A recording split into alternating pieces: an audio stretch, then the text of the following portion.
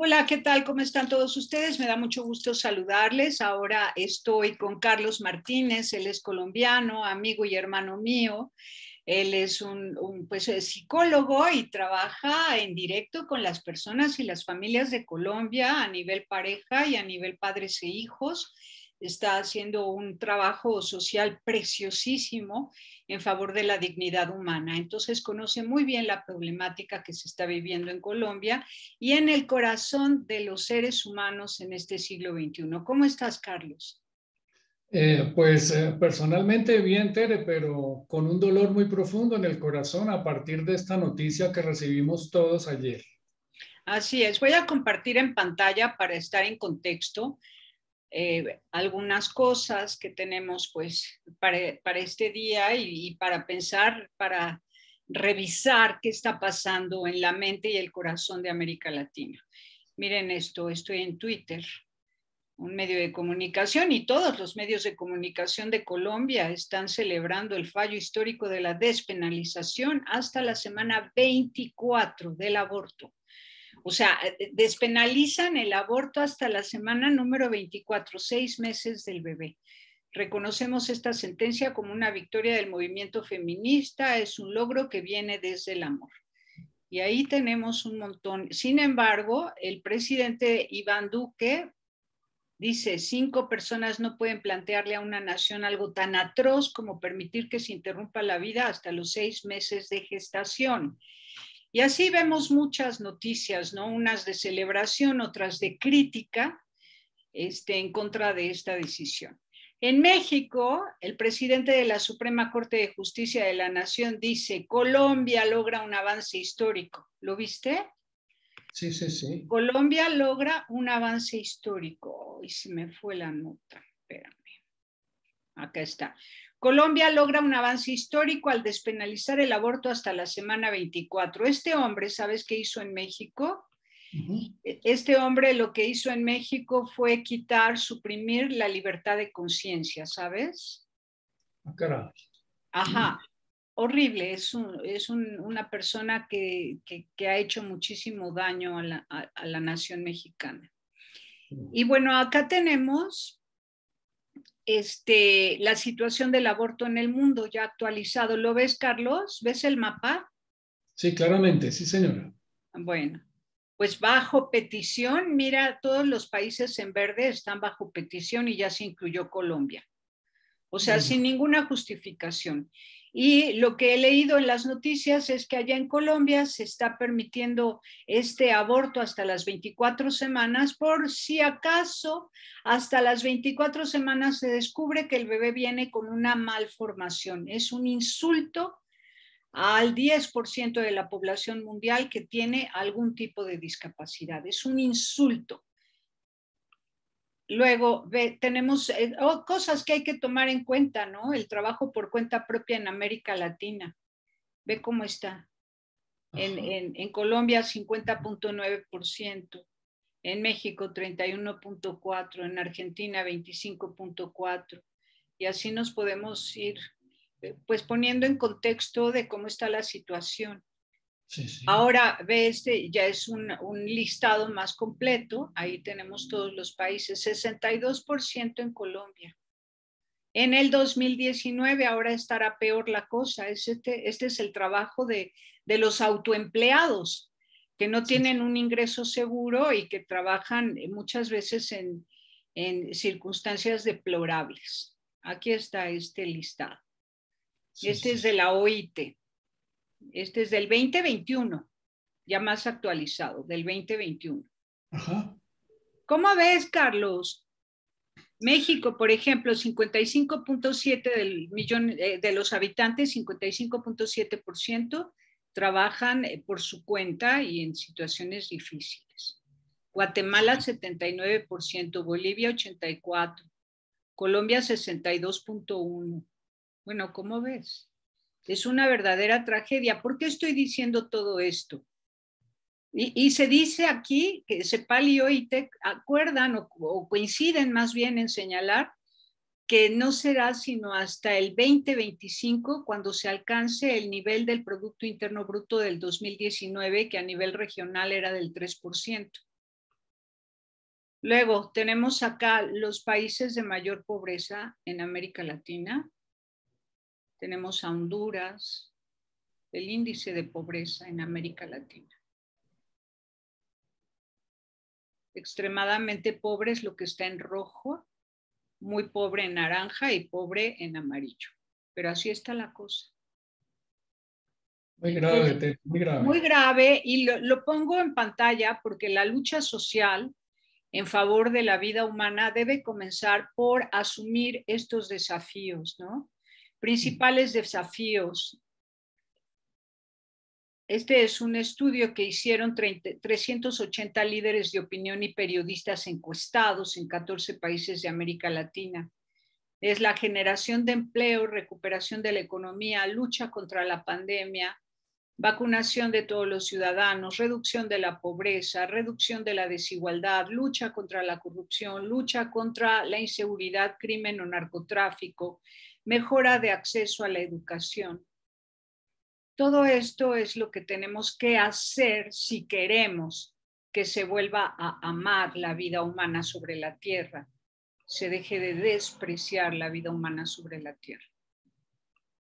Claro, porque esas cifras claramente hablan en contra de la dignidad humana, ¿no? Exacto. Y entonces si nosotros que amamos la vida, porque la amamos en referencia a Dios, en relación con Dios, a partir de Dios, porque somos gente de fe, porque tenemos vida interior, porque hacemos oración, porque tenemos una comunidad con quienes oramos y estudiamos la palabra de Dios, claro, tenemos una fortaleza impresionante y podemos vivir las bienaventuranzas, Carlos, que en las buenas y en las malas seguimos caminando, ¿no? Seguimos en el mundo, aunque no nos sintamos parte del mundo, porque nos sentimos excluidos por distintas circunstancias, nos sentimos excluidos por edad, por ignorancia respecto del manejo de la tecnología, por discapacidad, por desempleo, por abandono de parte del marido, ¿no? O sea, hay muchas razones por las cuales no tener ganas de vivir y sin embargo, gracias a la fe y las bienaventuranzas, seguimos con humildad, con toda nuestra miseria y pobreza. Pero hay quienes no y solamente dependen de una referencia material para tener ganas de vivir y amar la vida. Entonces, mientras que logramos sembrar la palabra de Dios y el amor a Dios y al prójimo en estos países de América Latina que han perdido la fe, ¿no? Pues hay que ir haciendo trabajos de justicia social, buscar la manera de generar empleo, de que se devuelvan sus tierras, ríos, lagunas, mares y montañas a las comunidades a las que les fueron arrebatadas, frenar la migración, buscando el desarrollo en comunidades originarias. O sea, hay mucho que hacer y al mismo tiempo, mientras se hacen estos actos de justicia, que es darle a cada quien lo que le toca, volver a hablar de Dios. Se respetó demasiado a tiempo a los ateos. Mira, va entrando Merceditas. Sí, sí, sí. Vamos a darle la bienvenida a Merceditas, tu queridísima esposa. Me dijo que iba a estar en el trabajo, pero que iba a permanecer con nosotros y que si tenía momentitos disponibles para intervenir. Sí, sí. Si tiene la cámara apagada es porque ahorita está un poquito ocupada ahí en el trabajo, pero está escuchando. Bueno, Carlos, yo ya te hice como un panorama general para que nos pongamos en contexto y hablemos de este tema. Ahora, dinos qué está pasando en Colombia, cómo lo ves desde tu quehacer como sanador de almas junto con Merceditas, que desde la psicología y la pedagogía están atendiendo caso por caso de personas, familias y comunidades. Bueno, Merceditas, ¿cómo estás? Hola. Hola. Se paralizó su imagen. Se paralizó, a lo mejor no tiene muy buena señal de internet donde está. Bueno, vamos avanzando mientras se normaliza. Muy bien, adelante. Bueno, nosotros pues hemos tenido la oportunidad, gracias a Dios, de poder acompañar a diferentes parejas, familias, grupos que... Muchas gracias. Llegó. Sí, Hola, aquí Merceditas. está. Oh, Merceditas, hola, Sí, hola. aquí está pasando algo. de Merceditas, pronto, hola, hola, hola. Hola, de pronto Teresita. si sales y vuelves a entrar puede mejorar. Sales y vuelves a entrar, puede mejorar. Se oye, sí, ya se salió. Sí, Ahora da un volverá a entrar. retorno. Ahora volverá a entrar. Bueno, entonces te decía, Tere, que con Mercedita, gracias a Dios, hemos tenido la oportunidad de conocer, compartir con diferentes personas y acompañarlas en situaciones muy complejas desde el punto de vista emocional, de la constitución familiar y hemos encontrado un deterioro progresivo en lo que es el concepto de familia, en lo que es el concepto del amor, en lo que es el concepto de la solidaridad, del mismo crecimiento personal y del crecimiento en la fe. Aun cuando paradójicamente también encontramos una necesidad muy urgente de Dios, una necesidad espiritual que está pidiendo a gritos ser satisfecha, pero que no ha encontrado en muchos casos los caminos adecuados. Entonces estamos viendo que hay un sufrimiento muy grande por parte de muchas parejas y muchas familias. Y lo que acabas de mencionar también es parte importante de esa problemática, porque hay muchas familias que a raíz de la pandemia y algunas desde tiempo atrás experimentan situaciones económicas muy duras, difíciles, en algunos casos extremas, y eso aunado a diferentes situaciones particulares de índole personal y familiar, pues inevitablemente aumenta el sufrimiento y distorsiona mucho las percepciones que tienen las personas sobre las alternativas que pueden utilizar para mejorar un poco su relación o su situación o su vida de fe. Y entonces hay una influencia muy grande de la información que se maneja a través de los medios de comunicación, porque prácticamente hay una lluvia, como tú lo mencionaste rápidamente en esas gráficas, hay una lluvia de información que la mayoría de las veces es muy negativa, ¿no? Es una realidad y es una realidad que a veces es aplastante y entonces eso incrementa mucho el escepticismo de las personas. Dentro de lo que hemos podido compartir con Merceditas en diferentes oportunidades, hemos visto que hay un material, digamos, por decirlo así, hay un terreno fértil en muchas de estas personas, porque como decíamos, hay una sed espiritual muy grande, hay una sed de Dios y están comprendiendo diferentes personas que esa sed viene a responder a un deseo, a un anhelo profundo, que es el anhelo de eternidad, que solamente Dios puede llenar. Entonces, las cosas materiales vienen y van, se quedan un tiempo nada más y nos queda solamente es el recuerdo de lo que fue o nos queda la frustración de lo que no pudo ser. Y entonces hay que trascender eso, hay que trascender y en eso es que estamos nosotros, porque hay que aumentar no solamente la calidad de la vida de las personas, sino también la noción de vida que están manejando, el concepto de vida, y hay que proyectar ese concepto de vida hasta una dimensión trascendente para que pueda articular con un sentido profundo de vida que pueda producir con el tiempo una realización personal plena. Merceditas. Hola, amor.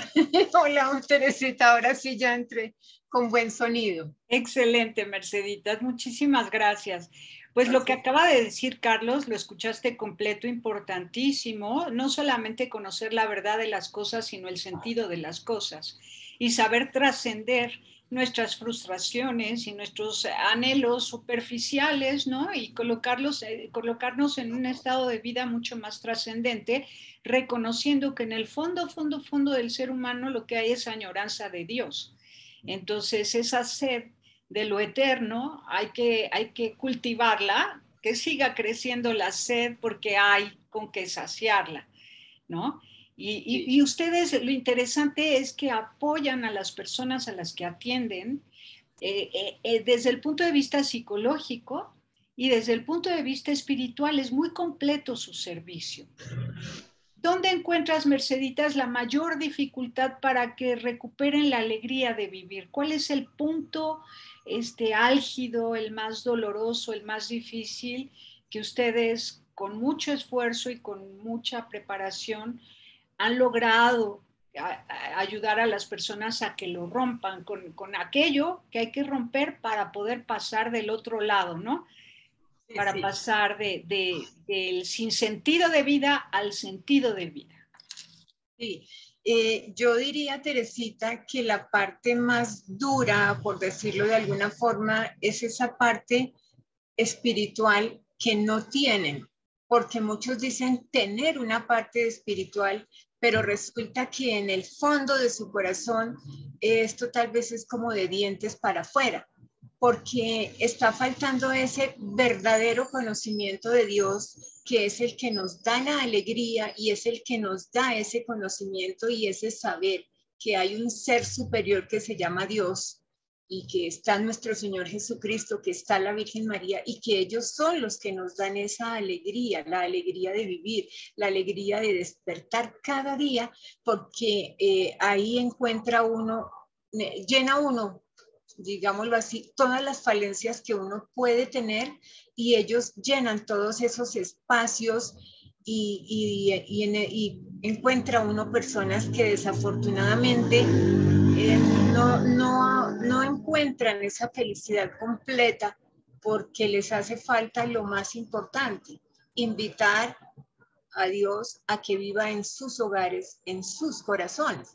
Es como nosotros les decimos a las parejas cuando están en su curso prematrimonial que la convivencia es de tres, Dios, tú y yo, ¿sí?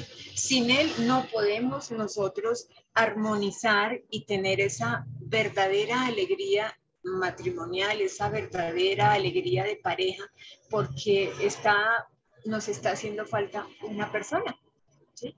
Y al hacer falta esa persona, entonces es cuando vienen los problemas, cuando vienen las cosas y no le vemos la solución, sino que el primer problema que se enfrenta, no, este matrimonio no sirve, este matrimonio hay que acabarlo, ¿sí? ¿Por qué? Porque se nos ha olvidado que la columna vertebral es Dios, ¿sí? Él es el que debe estar ahí en el centro de nuestro hogar. Claro, porque Él es el creador, ¿no? Él es el creador y nuestro corazón no descansa hasta que descansa en Él. Y no podemos amarnos entre seres humanos sin el amor de Dios porque no hay materia prima con la que fabricar el amor para compartirlo. El amor ya es el ser que nos participa de su ser, por eso somos seres humanos, la dignidad humana está en ser imagen y semejanza de Dios, pero no nos hemos mostrado como imagen y semejanza de Dios.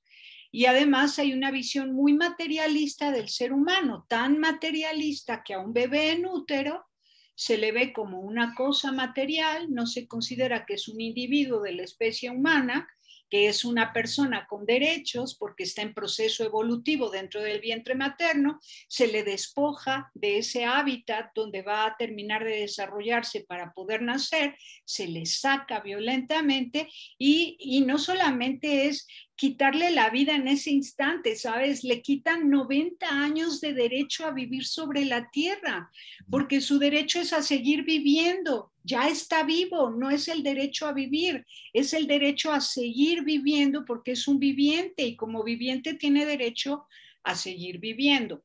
Pero ya no se considera al ser humano ni racional, ni viviente, ni relacional.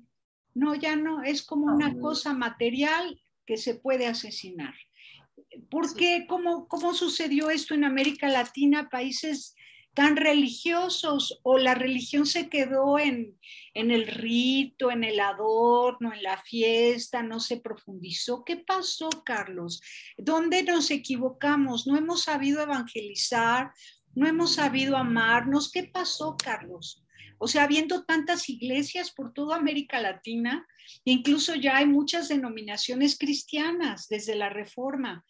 Entonces, y sin embargo, ¿en qué estamos fallando para que no se esté viviendo el amor de Dios entre los humanos y se tenga una visión tan materialista?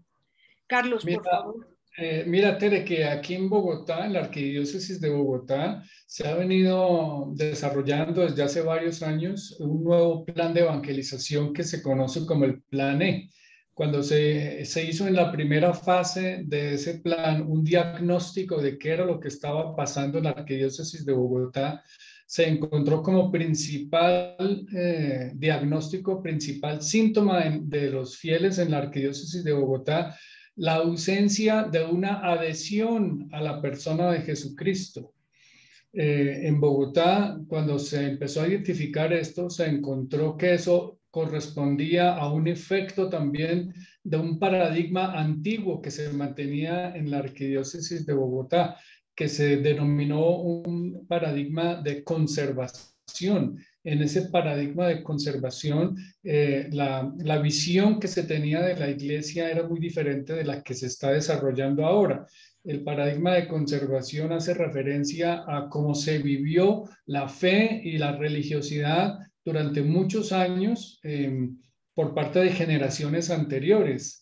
En esa perspectiva, la iglesia ocupó efectivamente un lugar destacado en la sociedad, tenía un lugar prominente, era influyente, era una institución respetada, pero al mismo tiempo tenía ciertas características que ahora se ha identificado que no eran tan adecuadas, tan convenientes, como por ejemplo establecer una relación muy vertical entre la iglesia como institución y los fieles. Entonces, la iglesia, digamos que empezó o manifestó ahí un protagonismo en la sociedad, incluso como referente para muchos ambientes sociales y políticos, pero esa como rigidez, esa verticalidad de la iglesia se tradujo en una especie de encerramiento, una especie de burbuja en la cual se encerró la iglesia y quedó un poco al margen de los procesos culturales y de los procesos, digamos, sociales que se fueron desarrollando muy rápidamente, vertiginosamente. Entonces llegó un momento en el cual las generaciones posteriores empezaron a vivir más en función de la información que recibían por parte del ambiente social y cultural, y el ambiente religioso empezó a perder protagonismo. Entonces, el plan de evangelización identificó también eso y lanzó como propuesta un segundo paradigma, que es un paradigma misionero, un paradigma en salida, que es el que se está desarrollando desde hace varios años, ¿no? Y que corresponde y está en sintonía con el pensamiento del Papa Francisco de salir al encuentro del otro. Durante muchos años la iglesia salió, pero no salió suficientemente al encuentro del otro. Entonces ahora se está dando un giro. Antes la iglesia era punto referencial. Ahora, en esta sociedad poscristiana, posreligiosa, de una espiritualidad laica, lo que hay que hacer es estar hombro a hombro con las diferentes tendencias y empezar a compartir, como escuché claramente que tú planteaste en una reunión reciente, que me parece muy bueno, muy práctico, muy conveniente y muy necesario, porque hoy necesitamos es intercambiar opiniones, necesitamos compartir ideas, necesitamos compartir experiencias, obviamente dentro de un contexto que sea suficientemente enriquecedor para todos, ¿no? Y eso es lo que se está buscando ahora. Entonces venimos es como viviendo las consecuencias de un proceso de crecimiento o de existencia de la iglesia que duró, digamos, siglos prácticamente aquí en Colombia, en Bogotá, y que ahora se está transformando muy lentamente, muy lentamente.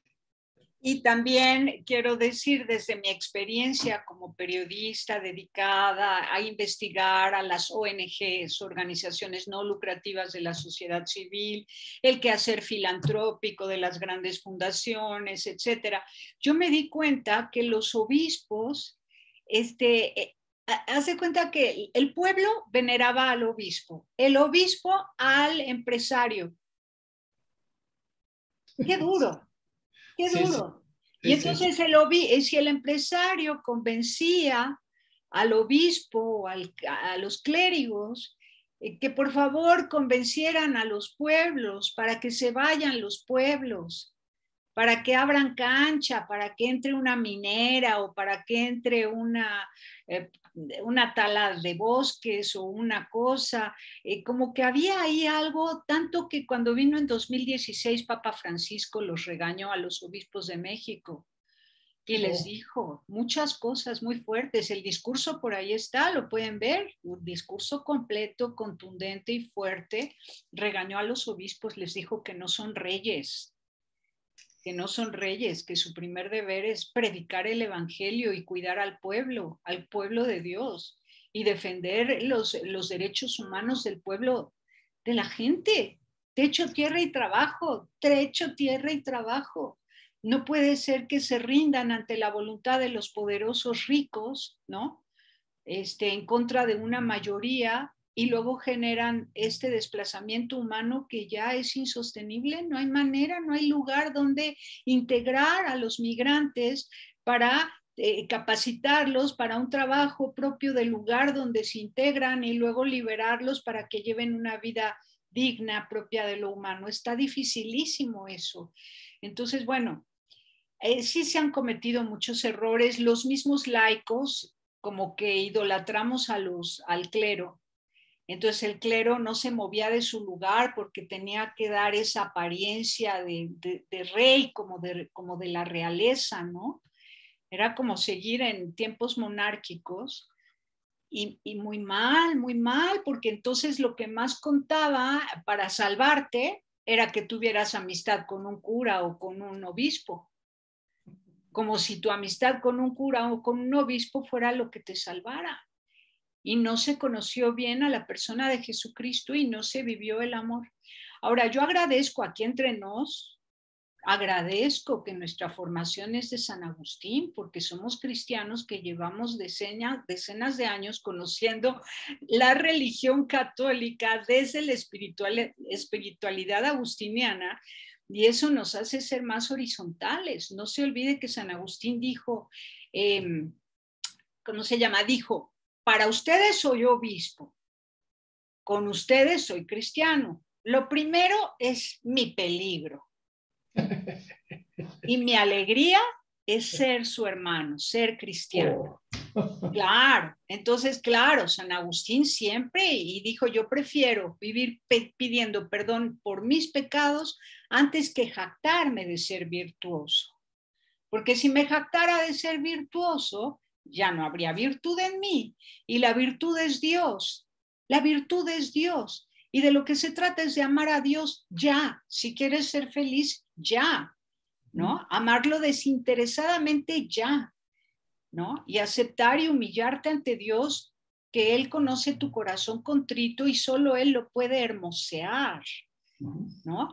Con su gracia, porque con ningún propósito vamos a salir de nuestra miseria. Y es ahí donde dice Merceditas muy bien, es que lo más difícil y el mayor reto es lograr que conecten con ese fondo que les habla de la añoranza de Dios, para que lo acepten como su creador, como su padre, y a Cristo como su hermano y amigo. Y si no llegan a eso, van a seguir aspirando al bienestar y no al bien ser y bien vivir. Y por el bienestar son capaces de matar a un bebé de 6 meses. Renuncian al bien ser y al bien vivir porque prefieren el bienestar, porque están huecos, están vacíos de Dios.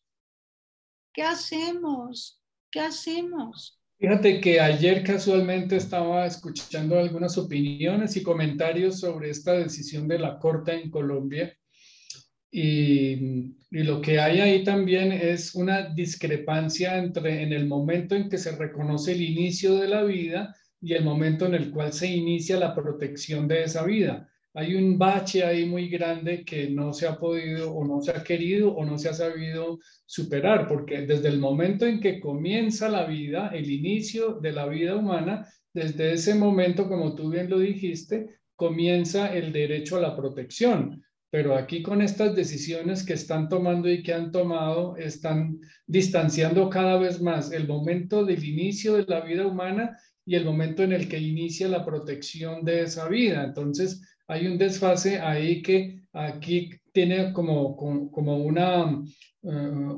falla también que es conceptual y que tiene sesgo político e ideológico. Exacto, es una falla noceológica de conocimiento, una falla epistémica y una falla política, porque habrá quienes bien que saben dónde empieza la vida y sin embargo son tan malos o tan materialistas o tan convenencieros para recibir donativos del extranjero, porque este tipo de decisiones están condicionadas, coaccionadas por parte de organismos internacionales que obligan a las naciones a aceptar una ley atroz como esta del aborto a cambio de donativos. Qué duro. Entonces ahí entran las bienaventuranzas. ¿Qué prefieres? ¿Que a tu país le llegue dinero, dizque para sacar de la pobreza a los pobres de Colombia, siempre y cuando aceptes una ley del aborto tan malvada, o vivir en las bienaventuranzas, una vida sencilla que corresponde al bien ser del ser humano, imagen y semejanza de Dios con dignidad? Pobre pero honrado, hay un dicho, ¿no? Aquí en México se dice pobre pero honrado, pobre pero feliz, pobre pero bueno, pobre pero libre, porque las esclavitudes del materialismo, del hedonismo, son horrendas. En cambio, la libertad de ser hijo de Dios, en cuatro ahí es donde uno, perdón Teresita, es que precisamente ahí es donde Dios nos da toda esa alegría y toda la libertad de nosotros podernos mover como pez en el agua, ¿sí? Y no nosotros tomar el puesto de Dios porque es que no nos corresponde. Nosotros no somos los dueños de esa vida y de una vida que es tan pequeñita que no se puede defender y no puede decir, no, no, no me saquen de aquí, por favor.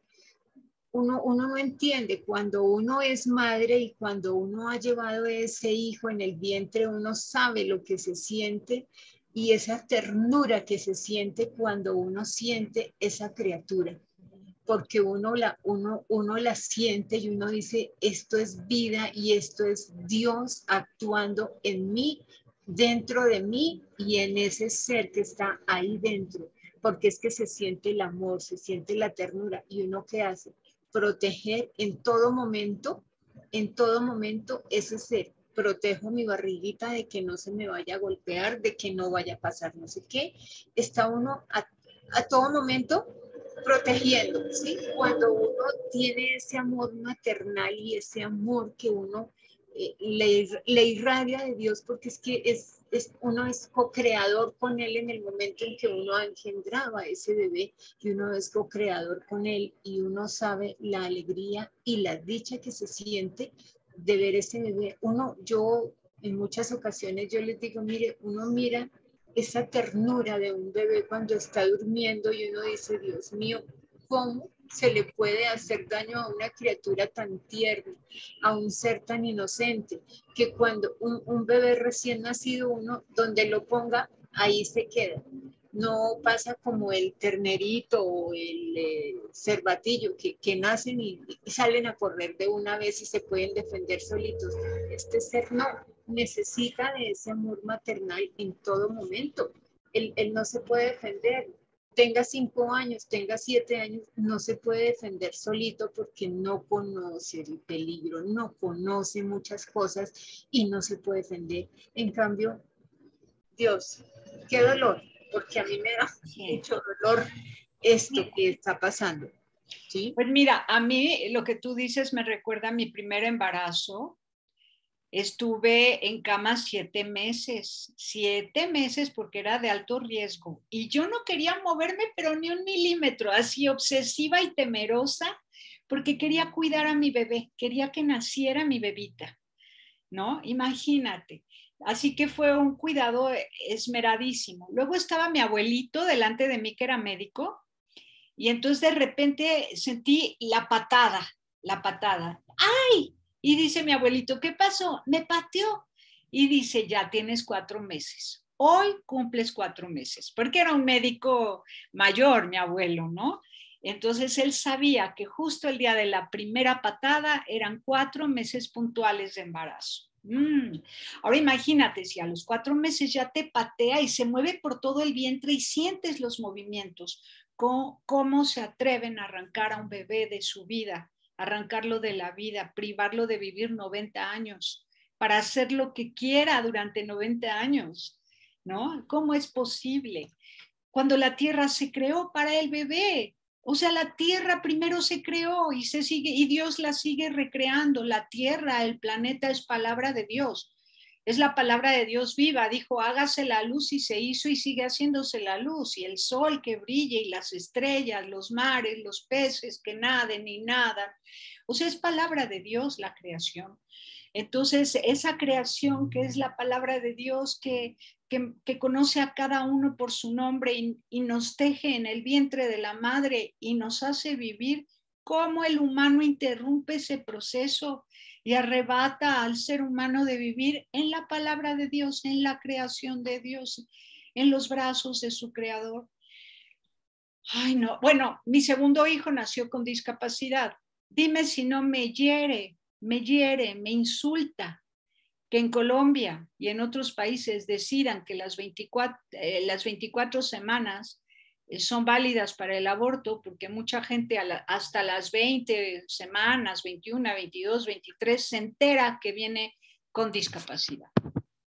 ¿Cómo se atreven a abortar a un ser humano que es imagen y semejanza de Dios, que te educa en el amor? Un ser humano necesitado de ayuda toda la vida, te educa en el amor, te hace buena persona. ¿Cómo se atreven a privarse a sí mismos de la experiencia de amar incondicionalmente a una persona con discapacidad? ¿Cómo se atreven? Me ofende, me duele. Ok, esa causal que tú mencionas va más allá de las 24 semanas, porque en el año 2005 o 2006 la Corte decidió que era legal el aborto en 3 situaciones. Uno, cuando hay un peligro grave para la salud física o mental de la mujer, de la madre; cuando hay un caso de abuso sexual o violación; y cuando hay un caso de malformación grave del feto. Pero en ninguno de estos casos se pone como límite las 24 semanas. Esas 24 semanas fueron producto de la decisión de ayer. Entonces sigue vigente lo que está en el 2006, desde el 2006. Quiere decir que ahora cualquier mujer puede pedir que se le practique el aborto hasta las 24 semanas a petición. ¿Bien? Y además de eso, si hay mujeres que llevan ya 7, 8 o más meses, ya que esté a punto de nacer el bebé, se puede practicar el aborto porque está contemplado dentro de las causales del 2006. Eso es gravísimo, ¿no? Eso es gravísimo. Gravísimo. Y se puede complicar más, porque hemos escuchado que hay ya algunas demandas, o por lo menos una o dos, pidiendo que la Corte Constitucional derribe los causales que aprobó en el 2006 para que ya no haya límite ni ningún obstáculo para que se pueda dar el aborto desde el momento de la fecundación hasta un instante antes del nacimiento. Es peor todavía, ¿no? Peor, Entonces, pero además se ve que no hay educación sexual. Se les hace más fácil meter una ley proabortista en lugar de confiar en que el ser humano es racional, que el ser humano nació para amar. ¿Qué es el ser humano? Un ser para amar. ¿Para qué nació el ser humano? Para amar. ¿Y no se le puede educar en el amor? Si nació para eso. O sea, ¿cómo es posible que desconfiemos tanto del ser humano, que no creamos que es capaz de entender la noción del amor y experimentar el amor y reconocerlo en su cuerpo, en su alma, en su mente, en todo él? Que pueda diferenciar el amor del gusto, de la pasión, de la atracción, de la afectividad. Oye, ¿no es capaz el ser humano nacido para amar de entender qué es el amor? ¿No se puede educar en el amor desde la infancia?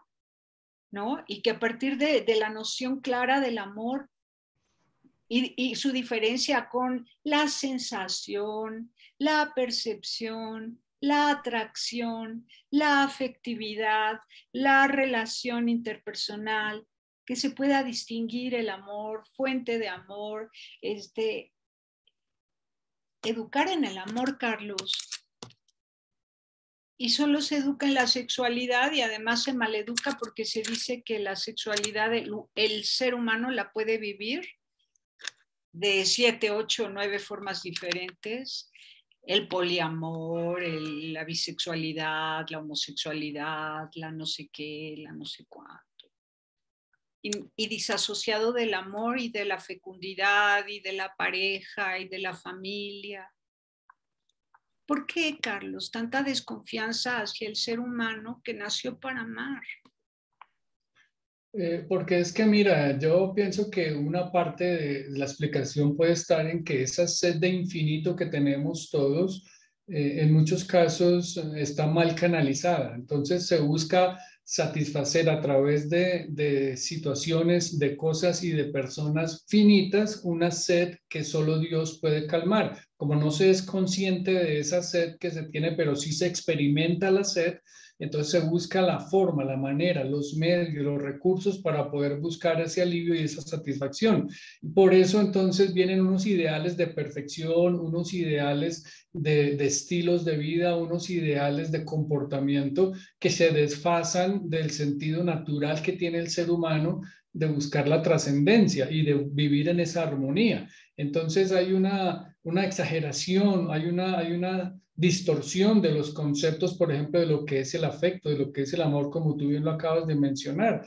Y entonces, como tener una relación afectiva o sexual no da la satisfacción que yo, para esta sed que yo estoy experimentando, pues entonces busco intencionalmente tener más relaciones, tener más actividad sexual para ver si eso me satisface, pero como eso tampoco me satisface, entonces tengo que explorar otras alternativas y otras posibilidades. Entonces lo que antes era visto como lo lógico, lo normal y natural, ahora pasa a ser obsoleto y entonces hay que estar abierto a la creatividad, a la iniciativa de las personas, a su libre desarrollo de la personalidad. Entonces cada cual ya puede empezar a generar sus propias propuestas con el sentido de que si, mientras eso pues sea para el bienestar, entre comillas, de la persona, pues está bien. Y entonces a partir de ahí se van generando cada vez más situaciones complicadas desde el punto de vista emocional y desde el punto de vista sexual en la sociedad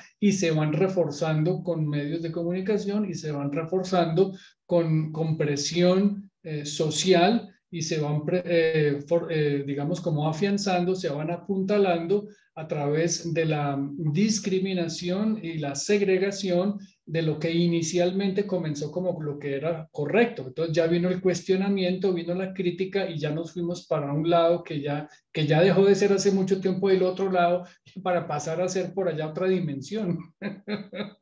Porque ya no se respetan prácticamente muchos límites, ¿no? Muchos límites. Y esa subjetividad, digamos, ese existencialismo tan marcado ya con una, yo diría con un matiz prácticamente perverso en muchos casos, eso es lo que está atomizando los fundamentos de la sociedad.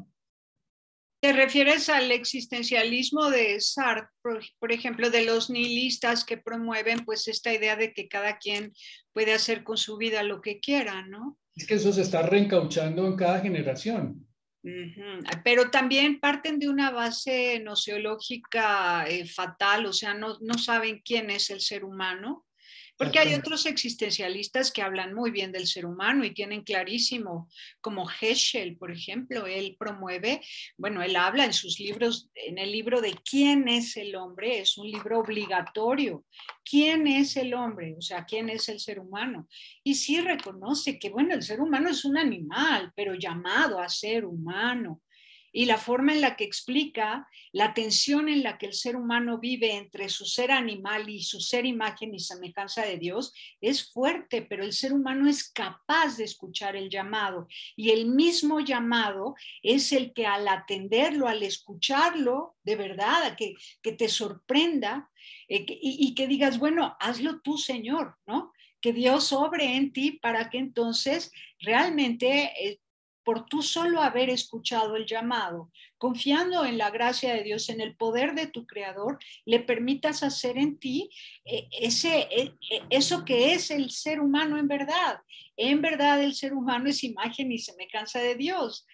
Pero al habernos hecho libres podemos, y con Pico de Mirandola, otro filósofo, podemos estar claros de que el ser humano, por supuesto que es libre, tiene razón, capacidad de razón, y por eso puede decidir ser como una planta, ser como un animal, o asemejarse lo más posible a un ángel, porque alcanza sabiduría. Pero la libertad está en cada individuo que decide ser como planta, como bestia o casi como un ángel, lo que decida, ¿no? Y es ahí donde esta condición del hombre exige educación. Por eso la tradición, la religión, la palabra de Dios, el estudio, el trabajo, el cuidado mutuo entre seres humanos, la vida bonita, todo eso educa. Pero si no se educa, el ser humano puede elegir ser bestia en lugar de ser humano, imagen y semejanza de Dios. Claro, y es que nosotros como creyentes estamos llamados a sembrar justamente en ese terreno, en ese campo, ¿no? En nuestra familia, en nuestro ambiente, porque ¿de qué nos sirve a nosotros ser altruistas, ser solidarios, ser cooperadores? Eso lo puede hacer cualquier persona, ¿cierto? Eso lo puede hacer cualquiera. Somos seres sociales por naturaleza y eso llama, pero nosotros estamos llamados a marcar la diferencia, que es lo que acabas de plantear tú justamente, ¿no? O sea, no basta con tener esa integridad básica. Hay que tener una integración y hay que tener también una coherencia y hay que buscar es la construcción, no la deconstrucción. Sí, no la deconstrucción con la que todo lo deforman, ¿no? Derriban una cultura milenaria, el conocimiento descubierto por miles y miles de años por el ser humano, la suma de ideas, conocimiento, experiencia que le van dando forma y que van embelleciendo al ser humano y recordando, bueno, pues si se pierde en la edad moderna, la imagen de Dios, se centra todo en el hombre, que no se pierda de vista que el hombre se decepcionó tanto del hombre mismo, porque sin Dios no puede hacer nada bueno, que entonces comenzó a autodestruirse.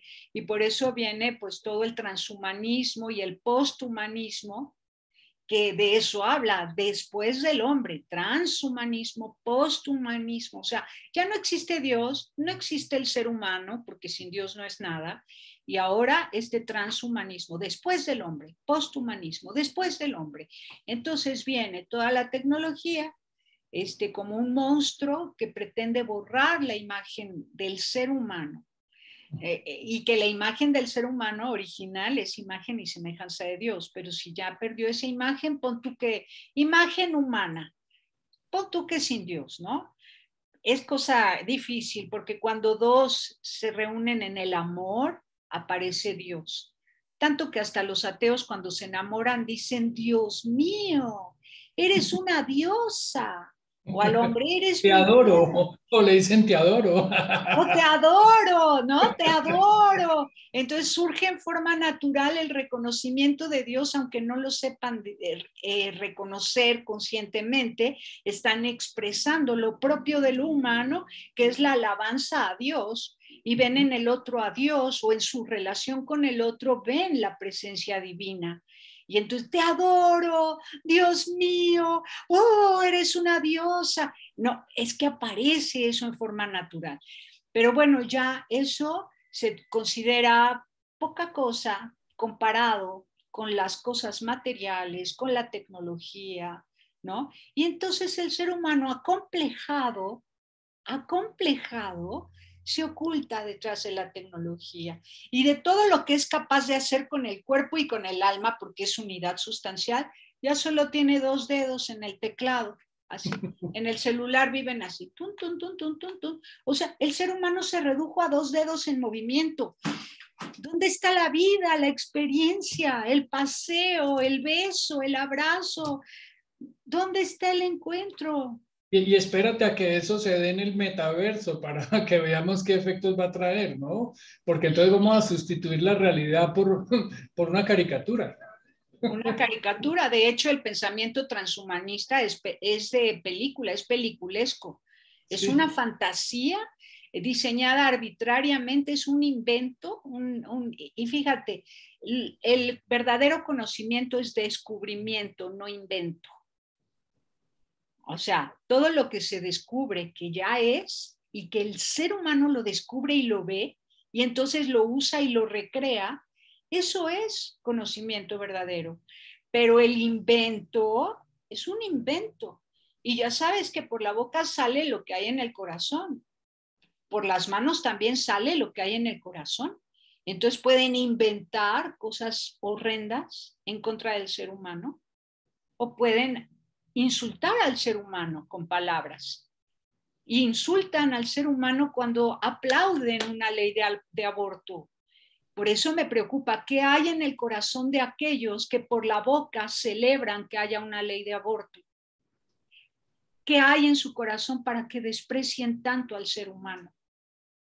¿Cómo se atreven a estar vivos y estando vivos desprecien la vida de otros seres humanos? ¿Cómo? O sea, ahí sí ya hay una patología, ahí hay maldad. ¿Qué hay, Carlos?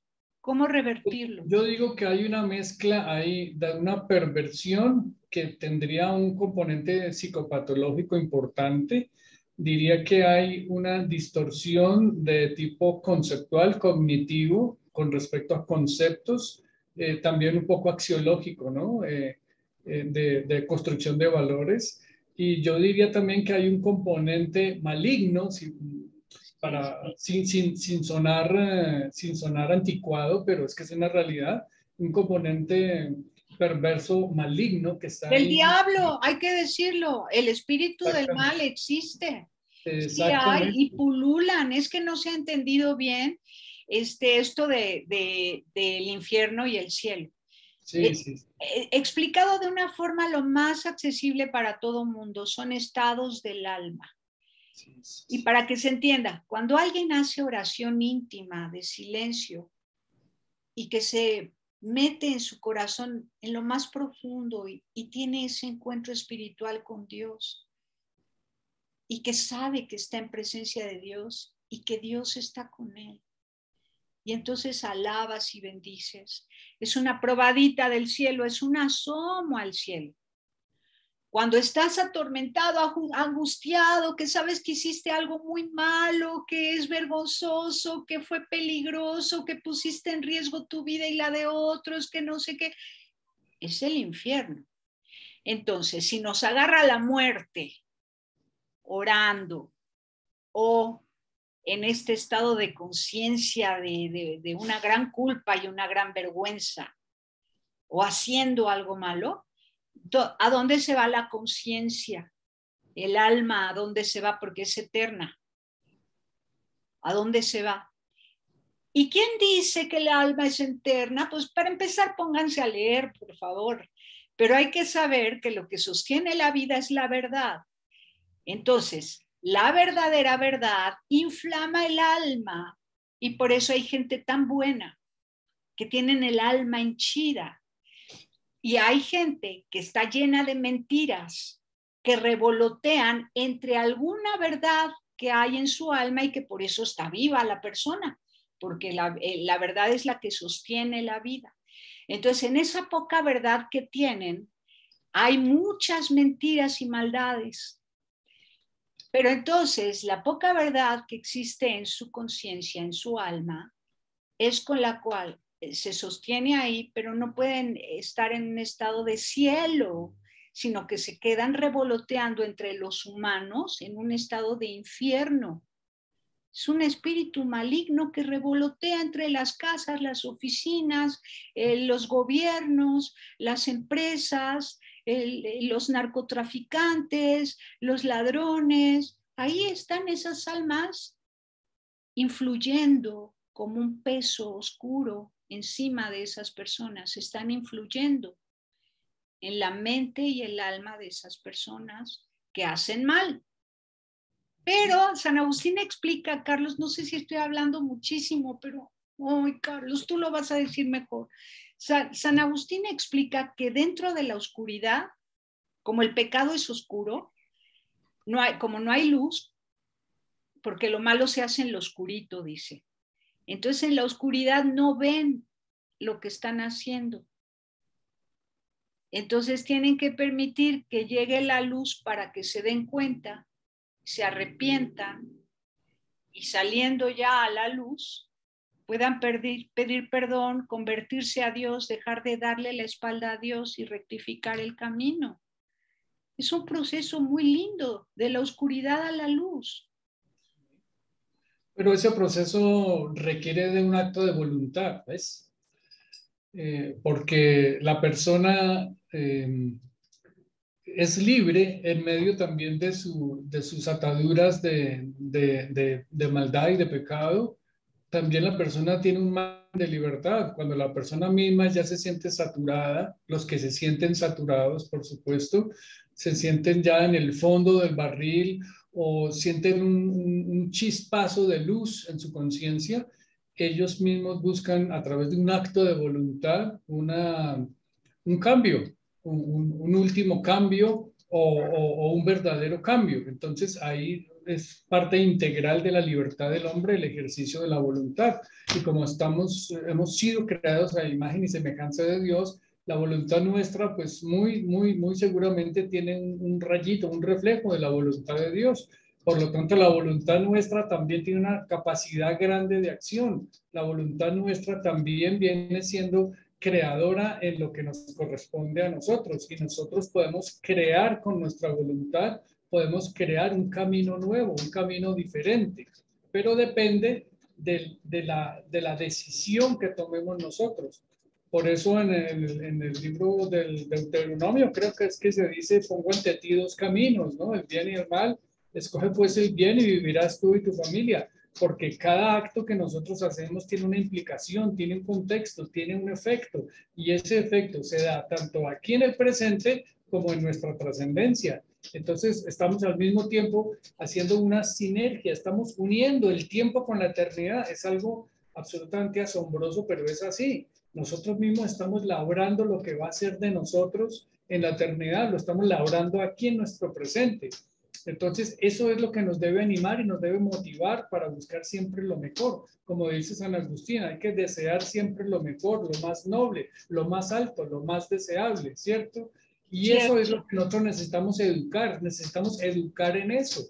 Necesitamos dar ejemplo, necesitamos dar testimonio, necesitamos dar pautas, necesitamos dar orientación, que es lo que nosotros buscamos hacer en las reuniones que tenemos, en las sesiones que tenemos con las personas. Así es. Y a los niños chiquitos enseñarles a dirigir su mirada hacia lo bello, que no se pierda el tiempo frente a una pantalla, ¿no? Que salgan a los jardines, vean las flores, que vean las abejitas, que busquen a los grillitos, a los saltamontes, que puedan maravillarse de ver las formas de las nubes. No es perder el tiempo. Y si se considera así, pues pierdas el tiempo. Venimos a disfrutar de la creación de Dios, a alabar a Dios, a amarnos entre seres humanos. Entonces, hay que dirigir la mirada hacia lo bello. Lo que pasa es que ahí desafortunadamente no hay un criterio claro por parte de muchos padres de familia, ¿no? Porque ellos, pues obviamente las condiciones actuales en muchos casos no dan para poder, digamos, salir a la naturaleza y compartir y todo eso, porque estamos en unas ciudades cada vez más densas, más densamente pobladas, y esto nos está coartando y nos está quitando mucha posibilidad de compartir en la naturaleza y de conocer y de disfrutar, pero por supuesto que se puede hacer. Lo que hemos visto también es que hay muchos padres de familia que buscan tener lo mejor posible para sus hijos, pero lo mejor posible a veces no incluye eso que tú mencionas. Lo mejor posible para muchos padres es darles lo que necesitan en educación, en salud, darles lo que necesitan en alimento, en bienes materiales, pero de pronto más para allá no les alcanza la proyección y resulta que hay que ampliar ese portafolio de opciones para los hijos, ¿no? Porque los hijos no solamente son bienes de consumo, ellos no solamente consumen comida y ropa y educación, sino que ellos son pensantes y son sintientes, ¿no? Y tienen también un alma y hay que ser integrales en la intervención de todo eso.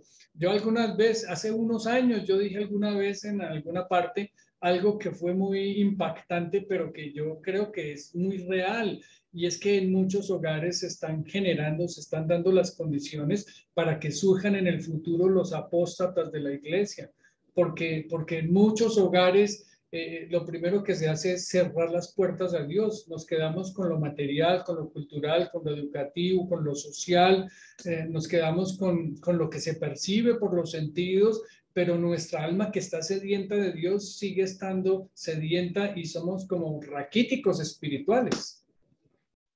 Por eso quedamos ahora a merced de los poderosos que deciden cuál es la vida feliz, ¿no? La vida feliz en el transhumanismo, en convertir a los humanos en robots y en crear robots en lugar de bebés y transformar a los animales en humanos y todo lo que se les antoje.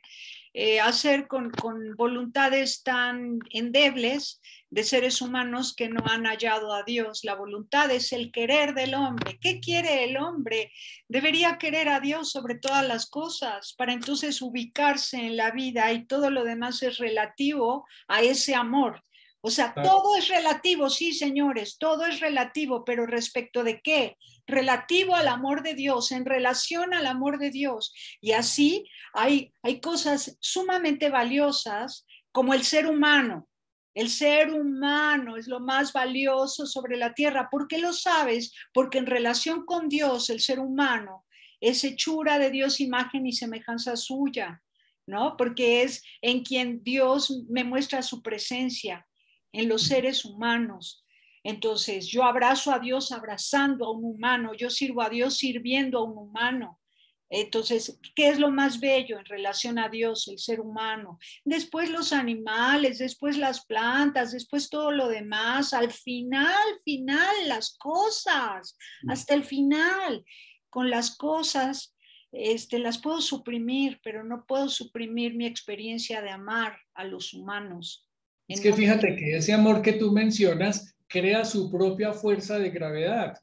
Y al crear su propia fuerza de gravedad, establece automáticamente el orden natural de las cosas. Y entonces lo que más pesa es lo que va a estar más bajito, que es lo material. Eso se tiene que ir para afuera, o sea, lo Claro, primero, claro. No, muy bien explicado, Carlos, muy bien, muchísimas gracias. Merceditas, está un algo poquito ocupada porque parece que llegaron familiares ahí en este momento. Oficina, es que Merceditas está trabajando. Sí, sí. Y bueno, recibe ahorita a unas personas en su oficina, tal vez no se pueda despedir o la esperamos mientras tú vas cerrando el tema y nos dices qué va a hacer pues la gente, qué oportunidades hay para que haya amparos en contra de esa ley o que se destruya esa ley o qué es lo que van a intentar hacer. Cuidar muchísimo la objeción de conciencia de los médicos, por favor, del personal de salud, porque es lo que sigue. Es lo que sigue. Aquí en México ya se faltó el respeto legalmente, o sea, la Suprema Corte de Justicia decidió dar prioridad al derecho de la mujer a decidir abortar por encima del derecho de la objeción de conciencia, y hay el intento de suprimir los amparos en contra de esa ley con la que se pretende suprimir la libertad de conciencia. O sea, ¿qué van a hacer ustedes? Pues ahora lo que se está pues, promoviendo es que haya una iniciativa a nivel del Congreso de la República, no tanto dirigida puntualmente a esta aprobación, a esta decisión de la Corte Constitucional, sino buscando que el Congreso ponga límites a la Corte, porque es que la Corte con muchas decisiones ha ido más allá de la Constitución, a juicio de muchos expertos, de muchos juristas, ¿no? Y como dijo y comentaste en un mensaje de Twitter del presidente de la República, pública, no puede ser que 5 personas determinen esa sentencia de muerte para todo un país. Más o menos ese es el mensaje que mandó ahí el presidente Iván Duque, ¿no? Porque son 5 personas nada más y ahí se está desconociendo la realidad de una nación. Entonces, más, según unas encuestas de las que escuché recientemente, más del 60% de la población colombiana está a favor de la vida. Entonces, no es representativa esta decisión de la Corte Constitucional, en ningún momento es representativa, ni refleja el querer, el pensar y el sentir de la ciudadanía colombiana, de la población colombiana. Entonces, estamos dolidos como pueblo colombiano, estamos dolidos como pueblo de Dios, estamos dolidos como creyentes, porque se está pasando por encima de una realidad que es aplastante, que es el deseo y la coherencia de vida de muchos ciudadanos colombianos. Entonces, hay una iniciativa que busca que el Congreso ponga límites a la Corte Constitucional y seguramente irán a revisar ya esta decisión de la Corte a ver qué recursos son procedentes, si hay alguno que ¿no? También se está como buscando fortalecer en la gente para motivar, para mantener el ánimo de que aun cuando este fallo fue adverso a la vida, todavía en la Constitución existe una prohibición al aborto. Estas son excepciones. Todavía hay en general una prohibición al aborto. Entonces esto nos debe servir de base para poder fortalecer los movimientos pro vida, para desplegar actividades, para concientizar, para educar, para formar, ¿no? Para que esto sirva de base, un punto de apoyo, un punto de despegue para nuevas tendencias también a favor de la vida. Y ya jurídicamente lo que digan los expertos sobre eso, pueden decir esto ya es inapelable, esto ya es cosa juzgada, nada que hacer ahí. Entonces vamos a ver qué se puede hacer, ¿no? Y por otro lado, ¿qué puede hacer el Congreso para poner esos límites a la Corte? Es que la Corte está prácticamente legislando y esa no es la función de la Corte, ¿no? En ningún momento, nunca. Pero se le dio ese privilegio, digamos, en la práctica se le está permitiendo eso y eso es antidemocrático completamente. Totalmente, totalmente, no corresponde. Deben ser 3 poderes distintos, Claro, legislativo, ejecutivo y judicial, ¿no? Y el judicial ahora resulta que está legislando, no es posible. En México es lo mismo que está pasando. Entonces hay una confusión, no hay orden, y si no hay orden, no hay justicia ni paz. Claro, por supuesto. Entonces, y de nuestra parte lo que corresponde es orar, entregar las manos de Dios, por supuesto. Fíjate que mucha gente considera que la oración es el último recurso. Nosotros consideramos que la oración es el primer recurso, porque la oración no es un consuelo de bobos. La oración no es resignémonos y dejemos en las manos de Dios. La oración es pedir esa intervención de Dios que es poderosa y que es amorosa y que es misericordiosa y al mismo tiempo es justa. Y nosotros como creyentes conservamos intacta esa esperanza. Entonces hemos sido demolidos en la humanidad a través de estas decisiones, pero conservamos la fe y la espiritualidad intactas. Ahí están las bienaventuranzas. Claro. Quien ora bien, vive bien. Y quien vive bien, ora bien. Y entonces cuando nosotros oramos, nos comprometemos con lo que pedimos. Si yo pido, Señor, por favor, no permitas que ninguna jovencita aborte, te lo suplico. Al decirlo, me estoy comprometiendo a que si mañana o pasado mañana viene a tocarme la puerta una niña asustada porque está embarazada y quiere abortar, ¿qué necesitas para no abortar? Y comprometerme con ella, pero porque yo ya lo oré, porque entonces al orar me estoy comprometiendo con aquello que pido y Dios te da lo que vas a dar. Por eso también San Agustín dice, Señor, pídeme lo que quieras, pero dame lo que me pides, ¿no? Entonces Dios nos va a dar con qué y cómo ayudar, acompañar, cuidar al ser humano, que es su obra maestra.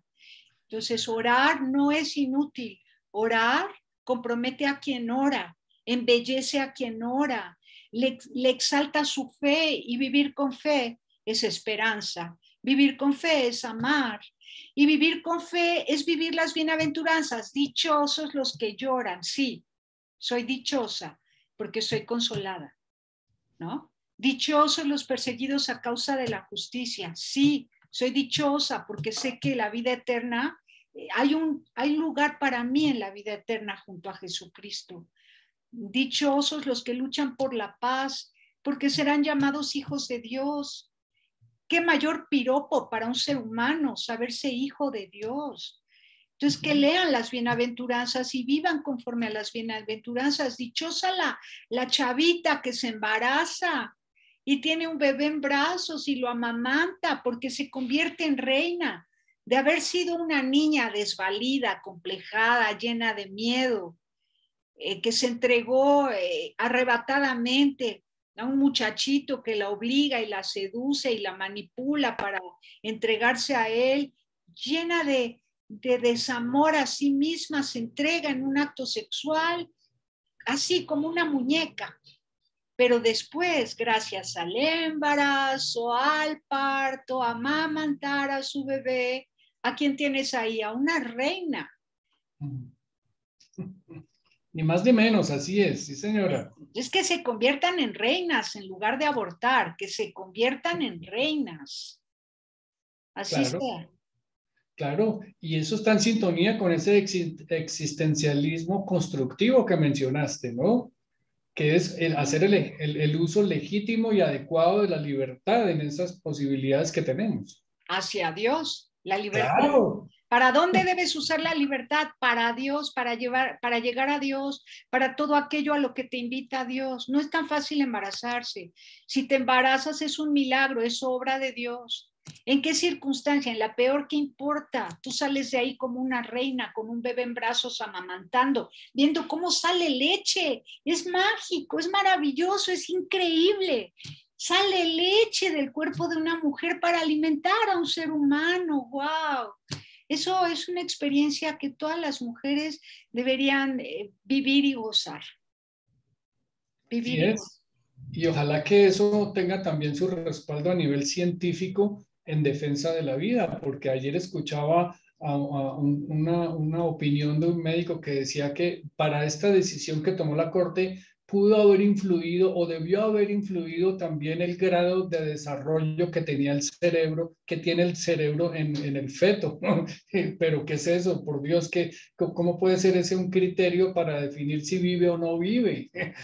No, Absurdo. es que debería ser indiscutible el derecho a la vida, a seguir viviendo de un bebé ya una vez gestado, tiene derecho a seguir viviendo, porque es un Claro, ser humano en proceso evolutivo dentro del vientre materno y como persona humana tiene derecho a seguir viviendo. Entonces, sin perder de vista que va a vivir 90 años, que no lo quiere su mamá o su papá o sus abuelos, pues que lo den en adopción. Y entonces tendrá 90 años para hacer lo que quiera, 90 años para vivir en la tierra. No le pueden arrebatar 90 años de vida a un nuevo ser humano. Y la mujer no se puede perder la dicha de ser reina, ¿no? Porque una mujer ya con hijos no permite que otros vengan a sobajarla, a insultarla, porque soy madre, ¿sabes? Conmigo no te metes, yo soy madre y vivo para mis hijos. O sea, el carácter que gana una mujer siendo madre es impresionante. y lo que dicen de las 24 semanas, pues es absurdo también porque para llegar a las 24 semanas tuvieron que comenzar desde el día 1, ¿cierto? O desde el día 0. Entonces esas cuentas no cuadran por ningún lado, porque ¿cómo? Entonces busquemos la forma científica para que en el embarazo la mujer llegue de 1 a a las 25 semanas para evitar abortar. Entonces eso es un absurdo completo lo que se ha planteado y sobre lo que se ha definido, lo que se ha decidido, ¿no? Porque Y hay que ver qué pasa con el cuerpo de la mujer, con las glándulas mamarias y el cáncer de mama, cuando le arrancan a un bebé de 6 meses del vientre y ya las tetas están de este tamaño, Carlos. O sea, ya a ese mes, ya está súper desarrolladas las glándulas mamarias preparadas para alimentar a un bebé. De manera que le arrancan a ese bebé, yo no sé qué pase con las hormonas y todo eso que hay. Puede hasta aumentar el cáncer de mama en ese tipo de personas si les arrancan a su bebé del vientre. Y ayer ya estaban diciendo que es una victoria, esa decisión de la Corte es una victoria a favor de la vida de la mujer. Entonces, ¿en qué quedamos, no? Es una ignorancia, son decisiones tomadas a partir de la ignorancia de quién es el ser humano. Sí, sí. Pero bueno, confiemos en la misericordia de Dios y sigamos adelante y que podamos cada día nosotros no solamente sobrellevar, porque es que esto es una carga abrumadora para todos como cultura, como pueblo, ¿no? Sino que nos sobrepongamos a eso y como verdaderos guerreros demos una pelea en justa lid y con un optimismo y con la certeza de que aquí no nos vamos a quedar, como decimos aquí en Colombia, colgados de la brocha, no nos vamos a quedar ahí indefensos y nos vamos a quedar a mitad de camino y ya vamos a hacer historia a partir de esta semana. No, no, no, no, no, no. Estamos cumpliendo también nuestra misión porque por alguna razón, pienso yo, por alguna razón nosotros estamos viviendo este momento histórico, ¿cierto? Nosotros Sí, estamos... nos tocó y encuentro acá un llamado a la unidad de los cristianos, ¿sabes? Encuentro un bellísimo llamado. Siento que Cristo nos está llamando ya, ya, ya, ya, únanse, únanse, únanse, ya, ¿no? Porque el cuerpo de Cristo no puede fragmentarse, necesita unidad para poder hacer presencia, para poder educar en el amor, para poder caminar con muchos en las bienaventuranzas. Es que las bienaventuranzas es como si estuvieras sobrevolando las circunstancias, como ir en las manos de Dios por encima de las circunstancias malévolas del mundo. Es saber vivir, las bienaventuranzas es saber vivir. Entonces hay que educar en eso, educar en el amor desde chiquititos, a los niños pequeños, ¿no? Mercedita, cierra esta conversación como tú gustes y mandes, porque aquí la sabia eres tú, Mercedita. Dios mío, yo de sabiduría no tengo nada. Lo que Dios me ha regalado y para mí lo que Él me da es lo mejor.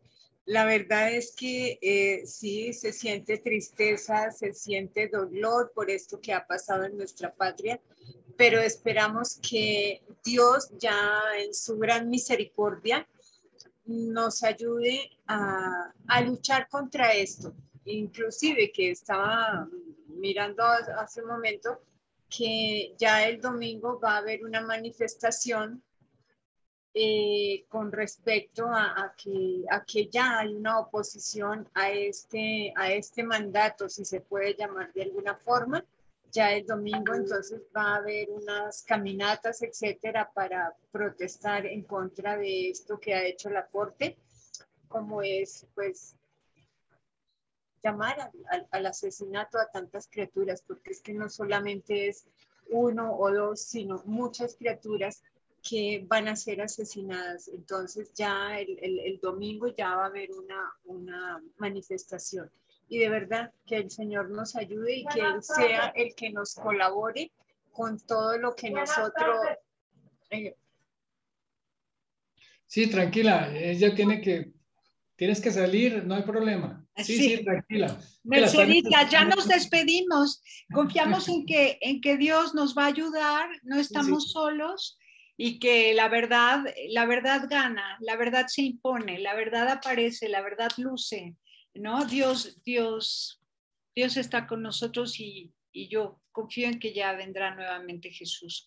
Por lo pronto hay que poner de nuestra parte, haciendo todo lo que sea necesario para la unidad de los cristianos, que haya ecumenismo en todos los rincones, católicos, calvinistas, luteranos, incluso con nuestros hermanos mayores en la fe, los judíos, que en las sinagogas entren cristianos a orar con ellos, que los judíos entren a los templos cristianos a orar con nosotros, que haya esa unidad entre cristianos y judíos y cristianos. Y fíjate, Tere, que estos temas del aborto superan también la parte religiosa, la cuestión religiosa, porque desbordan todo lo que es la religión, todo lo que es la cultura, porque tienen que ver es con la vida misma. O sea, han querido hacer ver estas protestas o estos desacuerdos hacia el aborto, los han querido ver como posiciones críticas de la iglesia, o sea, de la religión, han querido ver eso como un problema de salud, que no quieren que se resuelvan problemas de salud porque hay muchas infecciones porque actualmente las mujeres están haciendo abortos en condiciones que no son sanitarias, lo han querido presentar como un problema demográfico, lo han querido presentar como un problema económico, y resulta que esto tiene que ver con la base, con la esencia de la vida. Entonces, las religiones por derecho propio, todos los que somos creyentes por derecho propio estamos a favor de la vida, por supuesto, pero este no es un problema religioso, este es un problema de la vida en sí misma. Correctísimo, correctísimo. Tenemos argumentos lógicos, racionales para decir las cosas. Desde una filosofía realista, por supuesto, desde una antropología filosófica correcta, ¿no?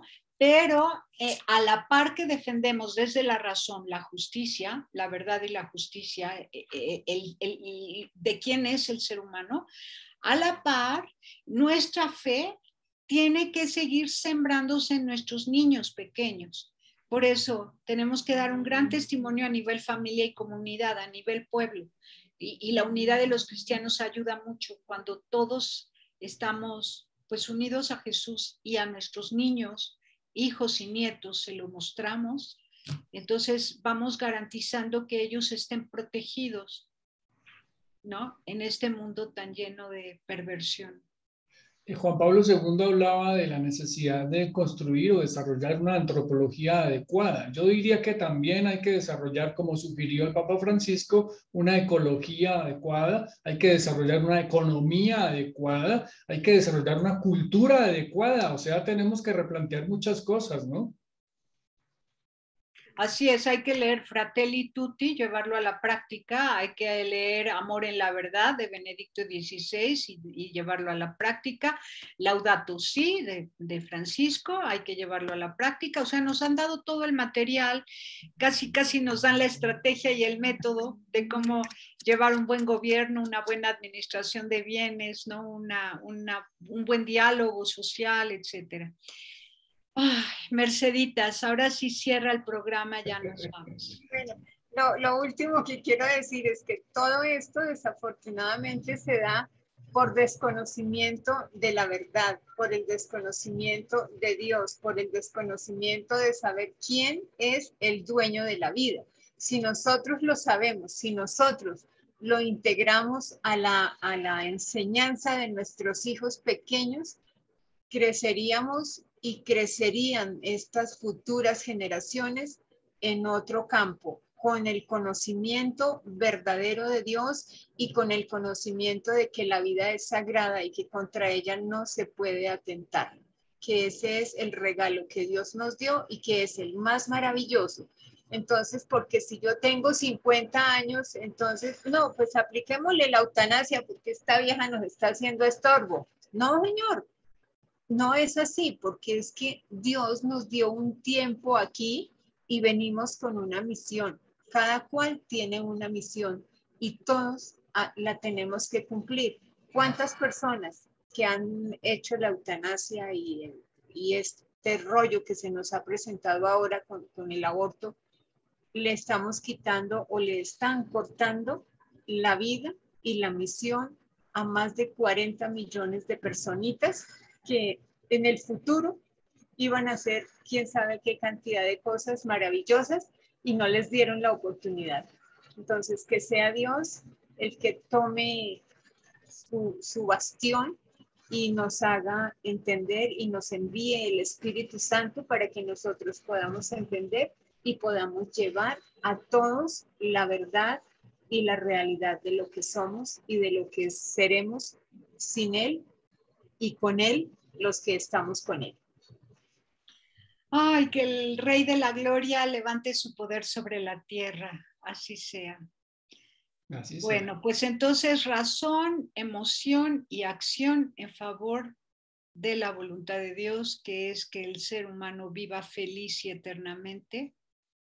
Y esto se logra con conocimiento antropológico, filosófico, conocimiento teológico y bíblico, y con mucho amor entre todos los seres humanos, empezando por aquellos que recibimos el mandato de ámense unos a otros como yo los he amado.